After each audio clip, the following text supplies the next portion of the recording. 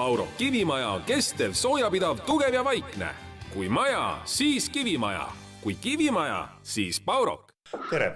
Alustame Pauroki podcastide sarja 4. osaga ja teemaks on meil seekord terviklahendus, sillused ja paneelid. Ning meie tänase saate külalised on Mikk Mänd, Tallinna Ehituskool, tutvustussari, ole hea mõne sõnaga endast oma tegemisest. Ja tervist, et olen siis Tallinna Ehituskoolis ehituse valdkonna eriala õpetaja ja varem siis oman ligi 20 aastast kogemust ehitusplatsil praktilise ehitamisega. Ja Pauroki kivi on sealhulgas päris kindlasti? Jah, 2005 läks esimene maja. Nii, meie tänased 12 külalist ei ole siin meiega päris ühe laua taga, nad on natuke kaugemal, aga Erki Kerge, Jämera, ole hea, sõnajärg sinu käes. Jah, et kui eelnevalt oli siin kogemusest juttu, siis Jämera poorbetoonlahendustega mina tegelenud pea 20 aastat, et nii ehitusplatsil kui kontoris, et nii projekteerimise poole pealt kui reaalselt valmis ehitamise poole pealt. Ole hea, Erki, räägi see ka kohe alguses lahti, milline suhe sellel Jämeral ja Paurokil nüüd ikka täpsemalt on? No Jämera plokid toodab Pauroki tehas, et samamoodi poorbetooniga tegemist ja meie siis lihtsalt pakume laiemat spektrit, et me hakkame projekteerimisega pihta, meil on oma tüüpprojektid, teeme ka eriprojekte ja siis tarnime materjali, paigaldame, leiame ka võtmed kätte ehituspartnerid, et kogu teenus nõnda kliendile. Ja Kalle Paulson, Paurok, sinu tööd ja tegemised? Tervist, ja minu nimi Kalle Paulson ja töötan Paurokis müügijuhina juba 8. aastat. Enne seda olen ehituse ja ehitusmaterjaliga kokku puutunud alates siis 1987. aastast saadik nii erinevates valdkondades, tead kui ehitusega, kui ehitusmaterjali müügiga ja täna siis et tootjatega ühes tiimis. Ja kui me heidame korraks nüüd pilgu tagasi meie eelmisele saatele, siis eelmine kord rääkisime plokkseinte ehitamisest sellises suures plaanis, aga maja paraku ei koosne ainult seintest, majas on ja seintes on ka avad, need avad tuleb pealt kuidagi kinni ehitada, majas on ka vahelaed, kõigest sellest me täna räägime ja proovime need asjad nüüd kokku panna, kuidas on võimalik need Pauroki materjalidest teha. Paurok kui terviklahendus, kes võtab mehed nüüd sõna? Kalle, sina kõigepealt võib-olla. Jah, et tõesti meie tehas pakub alates plokkidest ja lõpetades siis lae- ja seinapaneelidega kogu toote valikut, et me toodame nii välisseinablokki laiusmõõduga alates siis seal 500 sillimeetrit ja lõpetades 200-ga. Lisaks sellele siis ka siseseinte materjalid alates seal 100 millimeetrist ja lõpetades seal 200, 250, 300 millimeetrit. Lisaks sellele me siis toodame ka kõikidele seinatüüpidele või laiustele ka sillused, alates pikkusega siis 1,20 m ja lõpetades siis kõige pikema sillusega 6 meetrit. Lisaks sellele me toodame ka laepaneele ja seinapaneele. Et laepaneelid on nagu eramaja teema rohkem, seinapaneelid on nagu tööstushallide seinte ehitamiseks mõeldud ka. Ja võib-olla veel, millele nagu tähelepanu juhtida on see, et meie plokitooted on kindlas kõrgusmõõdus ehk siis 200 millimeetrit ja meie näiteks sillused on siis samamoodi arvestatud selle kõrgusega, et lühemad sillused siis ühe ploki kõrgusega ehk siis 200 millimeetrit kõrged, keskmiste pikkustega sillused on 2 ploki kõrgus ehk 400 millimeetrit kõrgusega ja pikad sillused seal 5 ja 6 meetrit on siis 3 plokirea kõrgused ehk siis 600 millimeetrit kõrgustega. et kõik sillused on meil kandvad sillused ja ühesõnaga armeeritud ning siis samast materjalist, millest on ka plokid, et sein saaks nagu ühtlane igatapidiga. Võib-olla selline ülevaade meie toodetestki. Miks see terviklahendus hea on? Miks peaks ühe maja tegema ühesugusest materjalist? Erki, ole hea. Ei pea, aga võib, või nii-öelda vähem riske, et kogu see materjal käitub ühtemoodi. Mis meie materjali eeliseks on veel see, et ta on nii kandev kui isoleeriv materjal ainukesena turul. Ja samamoodi siis on ka kõik need sõlmed nii vahelaes kui katuslaes siis joonküdades kaitstud. Nad on tihedad, sealt ei puhu läbi, seal ei ole mingeid õhulekkeid. Ehk see on see mõte, miks teha kivimaja tegelikult ka kivist. Et muidu ju tihtipeale jutt kivimajast käib nii, et mõeldakse ainult seinu. Mis kivimaja see on? Kivimaja on see, millel paneelid on ka katusel kivist. Väga hea, aga Mikk, kui sina nüüd arutleksid natukene, et kui me ei teeks nagu täis sellist terviklikku lahendusega maja, vaid kombineerime ühe asja siit, saime odavamalt, teise sealt odavamalt, millega see võiks lõppeda võib-olla ehituslikust küljest? No nagu eespool öeldi, et kui see kõik terviklahendusena valmis ehitada, siis need riskid on minimaalsed, et üldse midagi juhtuks, kui on korrektselt nõuete kohaselt paigaldatud. Ka see materjal ei tohiks olla üldse probleeme. Mida rohkem erinevaid materjali omavahel kokku puutub, seda rohkem hakkab või suureneb oht siis, et hakkavad tekkima erinevad deformatsioonipraod, erinevad mahu kahanemised, erinevad soojusisoleerimise võimed, et lõpuks on raske hinnata nagu seda tulemust ja ehitajal tehniliselt oluliselt keerukam ehitada.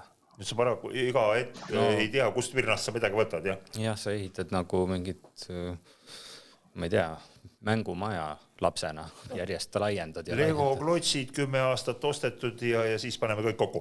Aga ma tahaksin nüüd natukene meie kuulajate vaatajate jaoks selgitada mõnda asja, sellepärast, et võib-olla paraku alati ei saada aru, mis nüüd, kui mehed omavahel räägivad tarkadest asjadest, mis asi see sillus on üleüldse. Kalle, kas sa prooviksid vormistada seda pisut teistmoodi? Sillus on siis avade katmiseks, et saaks nagu edasi müüri laduda ka avade kohalt.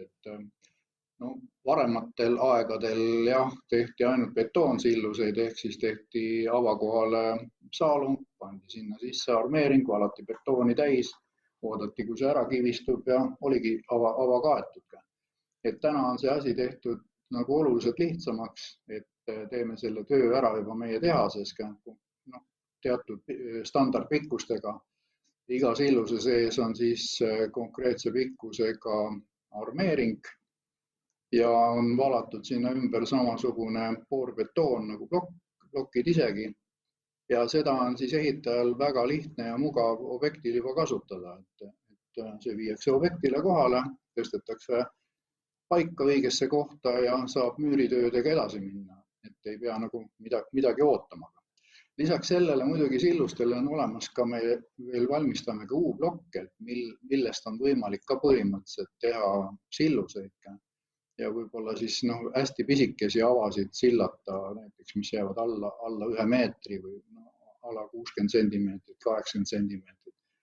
Et see siis pannakse müüri peale, toestatakse ära, valatakse täis ja saavad väiksemad avad ka sillatud, et siis ei peaks nagu pikemat standardsillust kasutama. No Mikk, praegu on meil nüüd 2 asjast on juttu olnud. Kalle jutust käis läbi nii betoonsillus kui Bauroki sillus, kui võtta müürimehe seisukohad, mis nendel 2 nüüd vahet on. Võtame sille, ma ei kujuta, et 3 meetrit näiteks. no ma hakkaks sealt pihta, et kui materjale tutvustati, mis on Bauroki sillust väga-väga suur eelis, on see, et nad on täpselt selles mõõdus, nagu on plokid. Ja kuna plokid on liimipuugil, siis seal mänguruumi ei ole praktiliselt ja sillus klapib siis plokkide kõrgusega. Ehk siis ladujal, müürimehel on oluliselt lihtsam kogu seda seinakonstruktsiooni ehitada. Arvestama veel sellega ka, et kui on ikkagi 6-meetrine sillus, mis on 600 kõrgusega, siis ühe korraga sa tõstad 30 plokki paika. Et see on ju seinapind, mis sinna tekib ja sealt edasi minna on lihtne, kuna jah, need mõõdud on väga täpsed.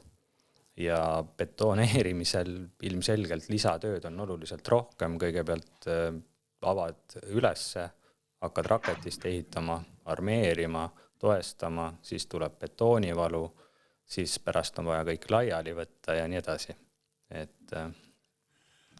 Tegelikult ma tahtsin kuulda ühte asja, kuna iga asi ehituse peal maksab.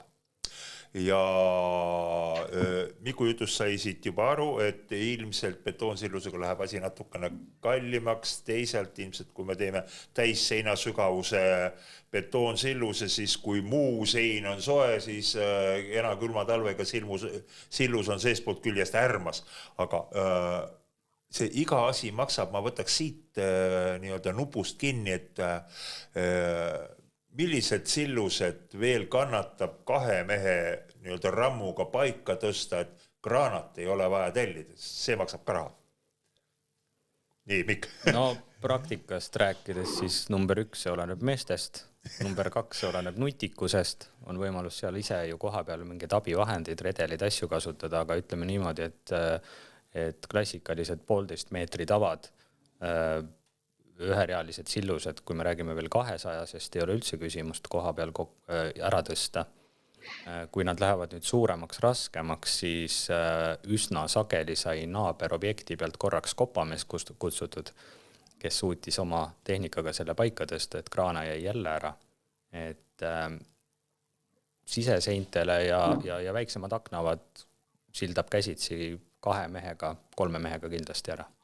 No, kui me hakkame neid silluse asja ikkagi veel edasi aretama, siis Erki, küsimus heidan praegu sulle, et Bauroki sillus näeb ilus, sile, valge igalt poolt küljest välja, aga ütleme nii, tegemist on kandva sillusega, on teada, et see armatuur on seal alumises ääres, et ta ikka sellele raskusele vastu peab. Kuidas te platsi peal vahet teete, et see sillus nüüd õiget pidi ikka paika läheb? No sillust tulevad ikkagi tehasest nii, et seal on märgid peal, seal on nooled peal, et milline pool on allpool ja armatuuri on seal tõesti palju sees ja ega ta on muidugi üleval ka suhteliselt lähedal ikkagi sellele välispinnale, et see on korralik teraspuur, mis seal olenevalt silluse täpsetest mõõtudest on see natuke erinev, kui palju seal rauda sees on, aga rauda on ta võrdlemisi palju täis, aga märgid on peal ja kui enne siin Mikk ütles, et osad sillused saab käsitsi paika, eks see on muidugi õige, aga tegelikult õnnestub ju seda teha nii, et saab need sillused panna kõik ühel hetkel, et kõik need asjad on ette valmistatud, seinad on kuni sillusteni valmis laotud ja siis ühel hetkel tuleb siis upitaja või kraana või millega seda tehakse ja saab kõik sillused kohe järjest paika tõsta. Et ei ole see tänapäeva ehituse juures nagu teema, et ega müürimees ei tassi ka blokke käsitsi, et ega blokid tõstetakse ka ette ja seda on vaja ka paar korda üldiselt teha maja juures, et kui just ei ole põrand enne valatud, et saab roklat kasutada ja sellega üldse neid blokke seal liigutada. Et tänapäeva töö hinna juures ei ole nagu mõtet lasta kõiki neid asju käsitsi teha, vaid on lihtsam, kiirem ja efektiivsem seda ikkagi kraanaga. Taas räägime sellise professionaalse ehitaja tasemel, et nii tehakse, nii on mehed harjunud tegema ja nad teevad nii, kõik tuleb välja. Aga võtame selle teise aspekti ka, et meil on ikkagi nii-öelda üle Eestimaa on ka osavate kätega mehi, kes võtavad ja ehitavad kas omale või naabrimehele maja ülesse.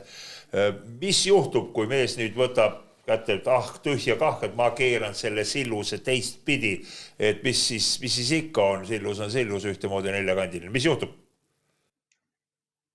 No eks see kandevõime on tunduvalt väiksem ja võib tekkida seal oht nii-öelda, et sillus puruneb ja ta enam raskust ei kanna, et tagurpidi sillust ei tohiks seina jääda, et kui ta saab ka mingil kogemata põhjusel sinna korraks nii ja sinna tuleb paneeli raskus või katuse raskus peale, et siis ta tuleb kindlasti ikkagi ümber keerata, lahti võtta ja uuesti paigaldada, et ega siin muud lahendust ei ole. Kuidas selle kandevõimega nüüd on sõltuvalt koormusest, mis tuleb peale, on ka silluse kõrgus, eks ole, ja need on omavahel, silluse pikkus ja kõrgus on omavahelises suhtes. Kas selleks, et paneelide raskuse see sillus ja ava sildamine vastu võtaks, peab silluse peale midagi ka laduma täiendavalt veel mõned plokiread ja need omakorda armeerima? No sillused ikkagi meie süsteemis on arvestatud nii, et see plokirida, kui sinna peale tuleb, ega ta paha ei tee, aga teda nii-öelda arvutustes ei kasutata, ehk see sillus on juba valmis nii-öelda koormust vastu võtma otse paneeli all siis juba. No, betoonsillusest te juba rääkisite, valatud raudbetoonsillustest, aga mis variante veel on? Sillad tava? No tegelikult maja sees me nüüd tihtipeale ei kasuta tegelikult poorbetoonsilluseid just selle tõttu, et saada seal avadel avarust juurde ja paneme nii-öelda kas siis tee või hea terase siis paneelide vahele ehk siis laekõrgus nendel siseavadel, kui just seal ei ole uksega tegemist, uste puhul küll on sillus seal peal, aga kui on suuremad avad, siis jah, teras ja need kohad jäävad avaramad ja lagi on täpselt samal kõrgusel ka seal nii-öelda sillatud kohas kui puhta paneeli koha peal. Järgmine teema, vahelagi. Et Baurokil on omad laepaneelid olemas. Kui nüüd võrdleme taas kahte materjali, Bauroki paneel ja siis raudbetoon, õõnespaneel, mis on nüüd head ja halvad küljed? Mikk? Pigem head küljed selles mõttes, et kaalu poolest on ta kergem, ehk siis koormus seintele on väiksem, soojapidavus on suurem. Mis isiklikult meile meeldis oli, et nad on ikkagi hästi täpsed ja ta läheb kandma ka otsa seina peale. Ehk tegelikult sellest Baurokist on võimalik ju nii täpselt laduda, et sellisel juhul laenurgad ümberringi perimeeter on kõik korrektne ja nende kaal on selline, et neid on oluliselt lihtsam paigaldada ka kui on vaja seal natukene nihutada midagi, saab sellega hakkama. Oleneb küll pikkusest, aga ikkagi võrreldes betooniga oluliselt kergem. No betoonsilluste betoonpaneelide puhul on konkreetselt ära näidatud, kui pikalt ta seina peale peab toetuma, kuidas on Bauroki paneelidega. Ta on ühtne homogeenne materjal, võime otsaga välisseinapinda välja tulla või? Tegelikult võime küll, jah, et selles mõttes pigem on seal küsimus selles, et seda ei ole mõtet teha, kuna sinna võib nii-öelda mõni pragu tulla, et reeglina me ikkagi väldime seda, et ikkagi maskiplokk läheb sinna välja ja see läheb liimiga ja seal tekib niisugune võimalus siis vahelagi eraldada seintest, nii et vahelagi saab eraldi mängida ja välissein on omaette. Aga külmasilla mõttes võib ta küll minna sisuliselt välisseinani välja. Nüüd küll niisama ei ole mõtet teda sinna nii palju peale panna, aga mõnikord on mingid erad situatsioonid, kus ta jõuab peaaegu välispinnani välja. Nii, üks hästi keeruline koht vahelaes on kindlasti trepiavad. See tähendab, et mõne paneeliga me ei saa nii-öelda kahte otsmist toetuspinda kätte, meil on vaja ta kuskile mujale toetada. Kuidas need trepiavad tehakse? Kes võtab? Trepiavad ju selles mõttes, et ega ju ei ole kombeks enam ehitada trepiavasid sellise L-kujulise mingi niisuguse väikse uberikuna, et ikkagi maja suurused on ikkagi sellised meil Eestis, et me saame teha konkreetse kas siis ristküliku kujulise trepiava ja sellised erikujud reeglina ei ole teemaks. Muidugi vekseldamisega ehk siis teiste paneelide vahele riputamisega igasuguseid olukordi saab lahendada.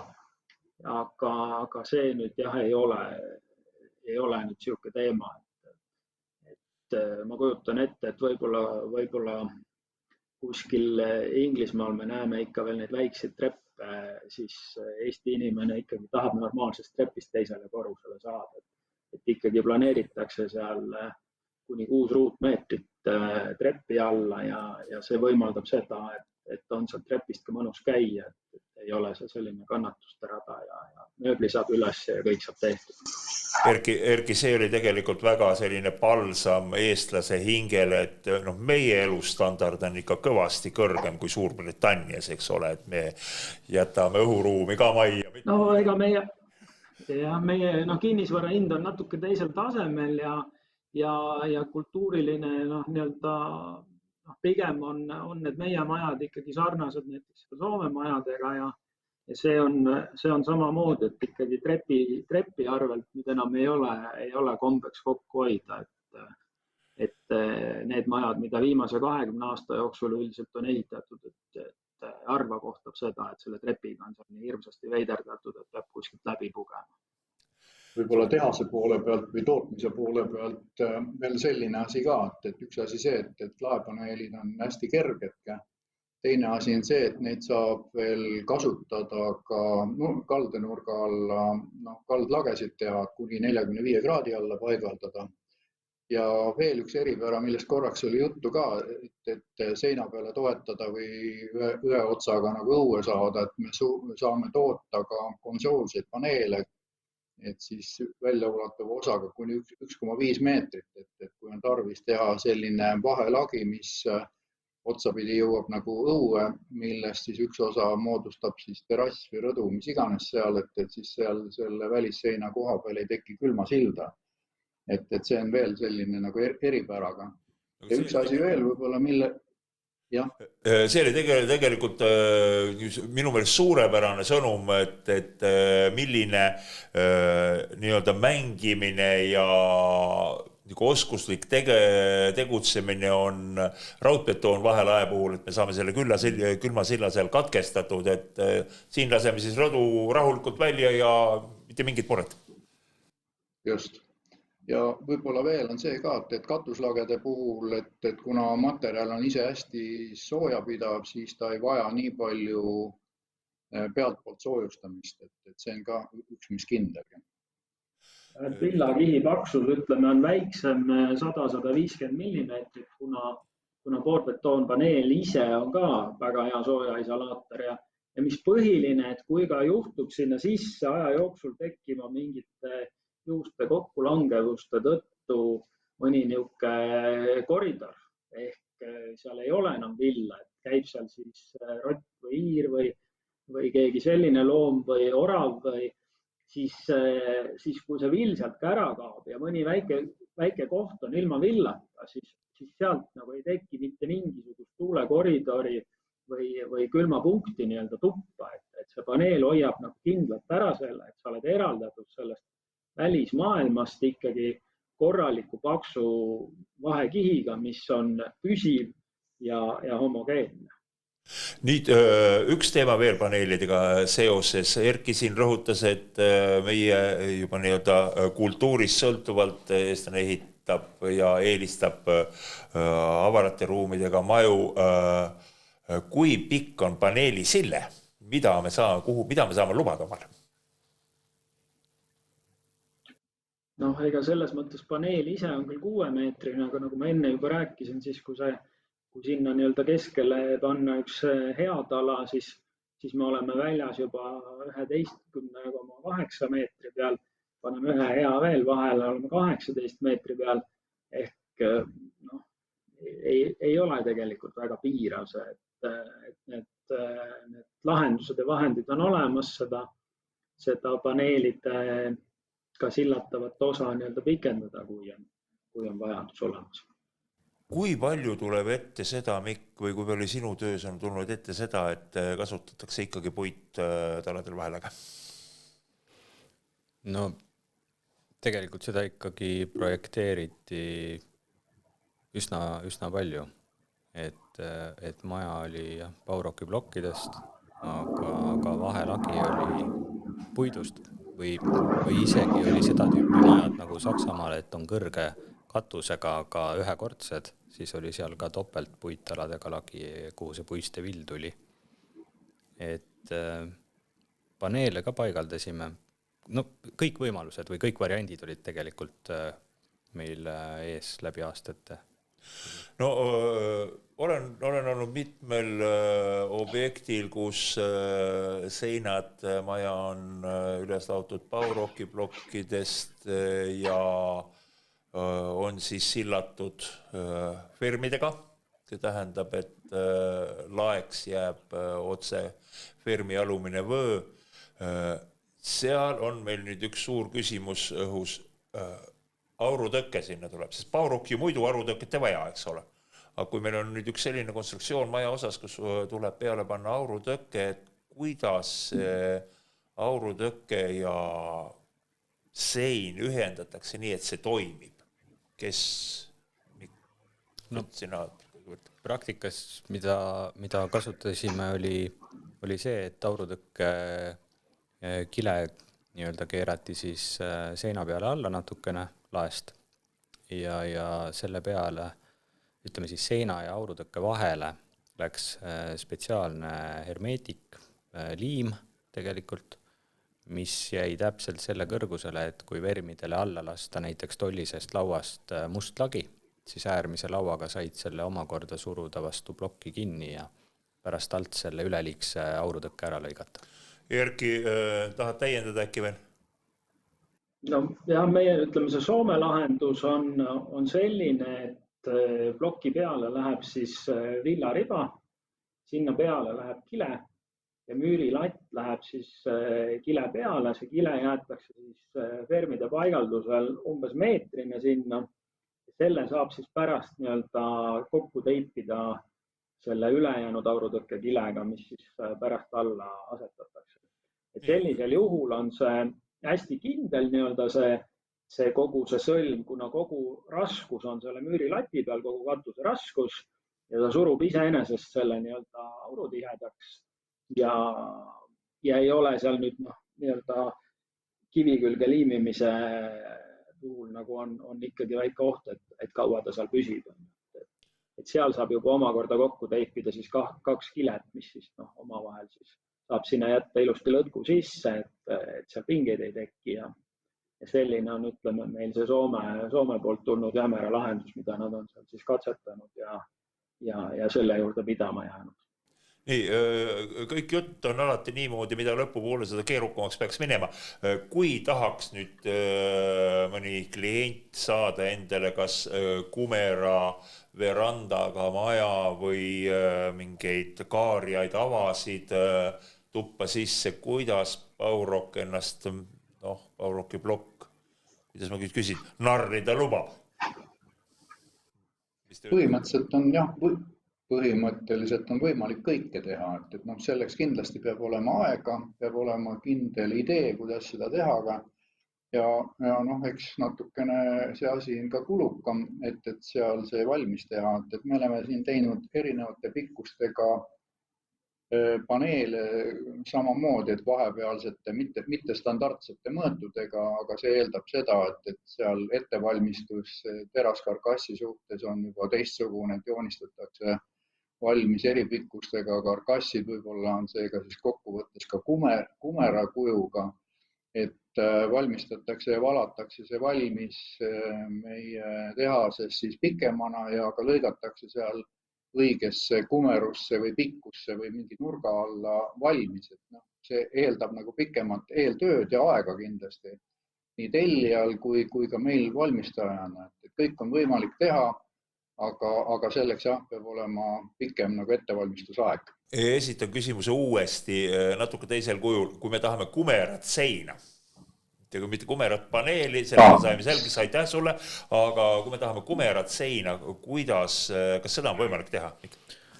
No ja mina ütlen üldse, et Bauroki plokid on ülihästi töödeldavad ükskõik mis vormi tegelikult ja Eestis on häid näiteid ka, kus on päris keerukad objektid tehtud, et hind on oma nii-öelda asi või küsimus, aga võimalus on kindlasti hea teha ikka.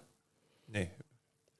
Lisate midagi siin kõrvalpõikena võib-olla toon näite vahele, et Palamuse lasteaed oli selline hästi suure kumerusega sein ehitati. Teine koht oli Narva Jõesuu nooruse spa, kus oli kumerat sein hästi palju ja võib-olla Tallinnas kõigi lähem koht on Noblessneri kvartalis restoran 180 kraadi, kus tehti praktiliselt ümargune paarileti tagune sein. Ja veel kui natuke ajaloos kaugemale minna, siis hea näide on Tallinna teletorni viimane korrus seal, kus lift peatub, et selle ümber tehtud ümargune sein on ka Bauroki toodetest ja ongi päris ümargune kohe.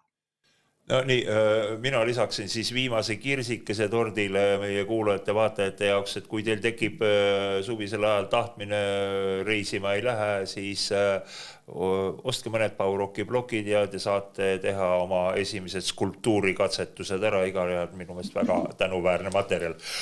Kiired mehed veel, me rääkisime terviklahendusest, majas on ka trepid. Ja valmistame tõesti trepi elemendi toorikuid kuni 1,20 m pikkuseni, standardsete laiustega 300 ja 175 ja vastavalt tellija soovile siis 3-4 erinevat pikkust, 800, 900, 1000 ja kuni 1200, et saame neid valmistada. See on siis tõesti trepi toorik, mis vajab kindlasti viimistlemist, et kas siis hiljem pannakse sinna peale midagi puidust, midagi plaadist, mis iganes materjali ja kindlasti see trepitoorik peab toetuma siis 2 otsast toetuspinnale kuskile, et ta päris nii keskelt toetusena või toestatavatena ei ole nagu kasutatav, et kindlasti mõlemast otsast peab toetuma seina peale või millegi peale. Ja veel, mul on siin 2 küsimust meie vaatajatelt tulnud, väga tore, kui saame ka tagasisidet ning esimene asi, kui me võrdleme vaheseinte puhul siis helipidavust, Bauroki vaheseina elemente või plaat ja võtame mõne muu teise võrreldava vaheseina ploki. No ega tavaliselt iga kingsepp räägib ikka oma kingadest, et meie räägime ka oma seinast, et meil on erinevaid lahendusi, on 100 plokk, eks ju, mis on võib-olla mitte nüüd nii hea helipidavusega, aga kui on paremat vaja, saab kasutada 150 spetsiaalset helipidavat akustikplokki, et seal on see helipidavus juba nagu teisest klassist. Et tooted on olemas, lihtsalt tuleb valida õigesse kohta õige toode. Muud ei olegi öelda. Vaheseina helipidavuse määratluseks on see, et kas normaaltugevusega mängiv raadio kostab läbi või ei, või siis natukene kõvemini peale keeratud raadio. Seal on kuskil... No vot, see nüüd on see küsimus, et majades on ikkagi tubades uksed. Ja see heli tuleb ikkagi uksest läbi, et ainult helikindel uks jõuab sinna samasse helipidavuse suurusjärku, nagu on seinal. Ehk kõik see heli tuleb alati ikkagi ustest läbi. Et kõigepealt tuleb hakata vaatama uksi, järgmine koht on ventilatsioon, kas tubade vahel on eraldi mürasummutid. Et see küsimus, millal me jõuame nagu seina helipidavuseni, on väga kaugel. ning viimane küsimus, mille ma teile edastan, mehed, on tulnud ilmselt ühe naisterahva sulest. Kui julgelt võib köögikapi ikkagi Paurok seinale riputada, et kõik serviisid sealt ühes kapiga alla ei tuleks? Hirm on inimesel lihtsalt.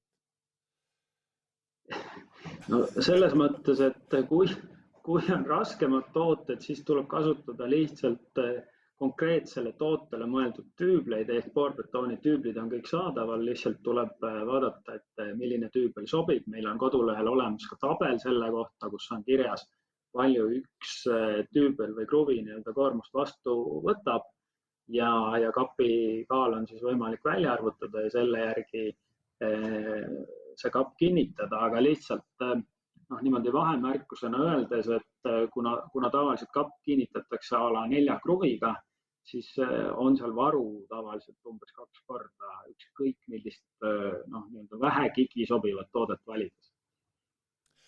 Tegelikult sellega ongi meie tänane ring täis saanud.